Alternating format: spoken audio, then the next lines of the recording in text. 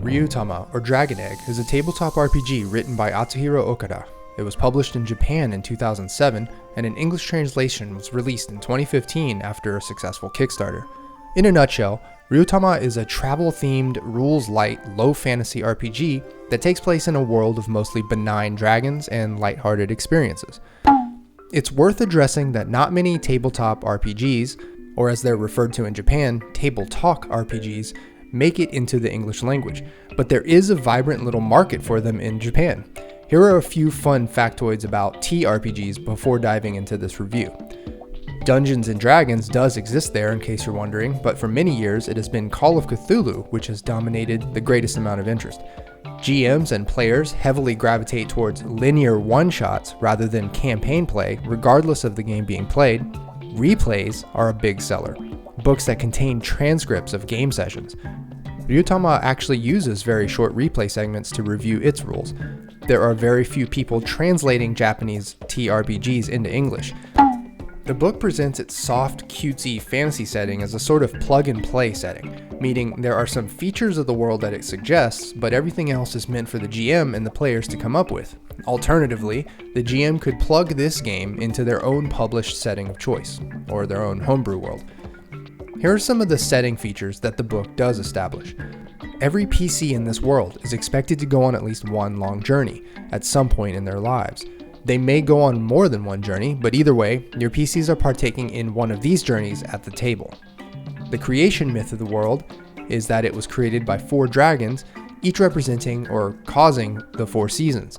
Then in turn, they gave way to thousands of smaller dragons which cause the weather and terrain wherever they go, such as the cloud dragon causing cloudy weather, or an alpine dragon causing snowy mountains. There are demigods called Ryujin, or dragon people, who can shapeshift between looking like a person with dragon wings and horns, or a human, or virtually any living creature or plant. These Ryujin are NPCs controlled by the GM, who can step in to help PCs when things get really bad. There are 7 classes to choose from: minstrel, merchant, healer, hunter, artisan, farmer, and noble. Each of these comes with 3 special skills that confer bonuses to certain checks or general gameplay advantages. Then you choose from 3 types: attack, technical, or magic, which each unlock your specialization. You have 4 stats in the game: strength, dexterity, intelligence, and spirit. Since the game system is step dice, your stats are represented by which die you throw for it. So any of the stats can be either a 4, 6, 8, 10, or 12. Your starting hit points are 2 times your strength die, your mental points are 2 times your spirit die, and your carry capacity is your strength die plus 3. You get 1 weapon type which you have mastered from the start, and surprisingly, using other weapon types will cost you 1 HP per usage attempt. There are different criteria for the GM to use to distribute experience points, and PCs can level up to 10. At each level, they gain a new identical perk regardless of class, upgrading their stat dice among other things. There are 2 schools of magic in the game: incantation magic and seasonal magic.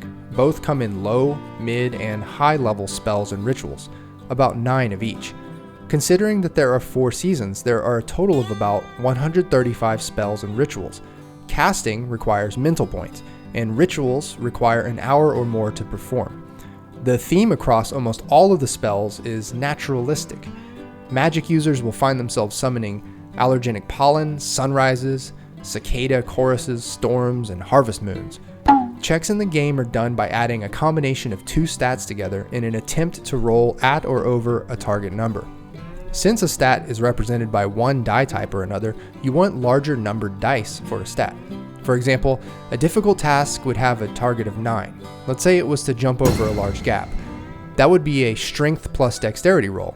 If your strength is 6 and your dex is 8, you'd roll a d6 and a d8 to try to meet or beat a 9. After rolling, you'd also add modifiers such as bonuses from your class, skills, or equipment. If you roll double 1s, you've earned a fumble that affects the entire party. If you roll the highest value on both dice, you earn a critical success. Picking up one of the game's 6 negative status effects can be pretty punishing on rolls, the worst of which is sickness and shock. The game's primary gameplay theme is travel. At the start of each in-game day, all players roll a so-called condition check, which is their strength plus their spirit. This determines how they feel for the day, and the modifiers for this roll are determined by the terrain they're in as well as where they slept the night before. Then each PC rolls a travel check, their strength plus dex, which determines the quality of the day's travel. The target here is determined by the terrain type plus weather type for the day. Failing this roll can reduce a player's HP by 50 to 75%, but succeeding will keep them from harm. Then one party member rolls a direction check, which is that PC's intelligence plus intelligence, also versus the terrain plus weather. The party will either advance on the map as planned, or if this roll is failed, they will only move half the distance or less. Finally, there is a camping check if the party does not bed down in an inn or tavern. This roll is also done by one player who is designated as the person responsible for setting up the camp, and affects how many hit points and mental points a party recovers overnight.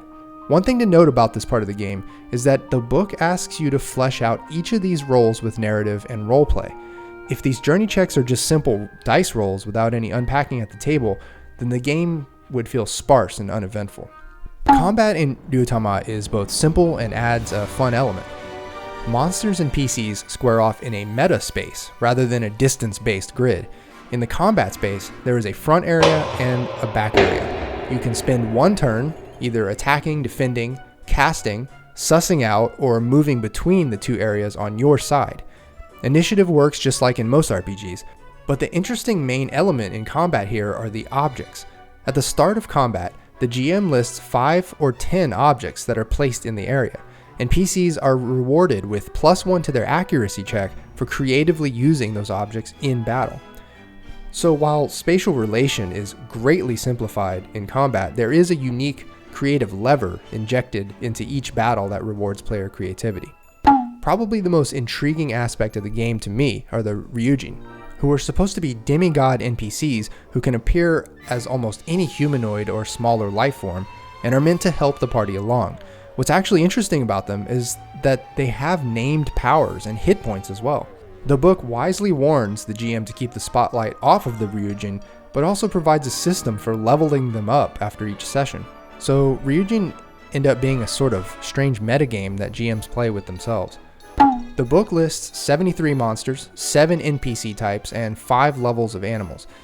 It does not stat the 4 seasonal deity dragons, nor does it stat the terrain and weather dragons that hang out all over the place. These are assumed to be benign and friendly, and you shouldn't want to kill any of them. However, there are so-called wild dragons, which are hostile and have lost their way. These come in 3 general levels of power. Unfortunately, there are no illustrations for any of these monsters. I'd say about half of the named monsters are generic enough that this is not an issue, but the other half are truly pretty interesting and unique in description, and they remind me of the wacky sort of beasts from classic 8 and 16-bit JRPGs from back in the day. So here are my thoughts on this game. Cons. The cuteness can be overwhelming.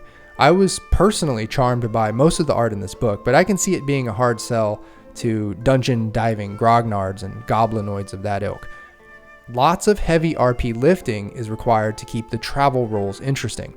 You're expected to make the journey checks act as the seeds for a lot of off-the-cuff exposition. This could be tough with a table that isn't used to narrative improv, or who aren't warmed up to their characters or the world yet. It came and went.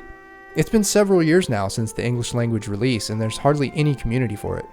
Pros. It's a refreshingly simple and pretty game. It's very kid-friendly, and also a sort of casual, low-stress game for anyone new to tabletop RPGs. New GM support. I've never seen an RPG come along with more worksheets and support scaffolding for new GMs. There's probably no better game for starting GMs to pick up than this one. Collaborative setting. There is no predefined world or towns. You actually generate them at the table between GM and player. This can be exceptionally fun if you are blessed with imaginative people at your table. So there you have it, Ryuutama. For those of you who want to experience an RPG from a very cute, heartwarming angle, definitely give this one a shot. And as always, thanks for watching. This is Dave signing off. See ya.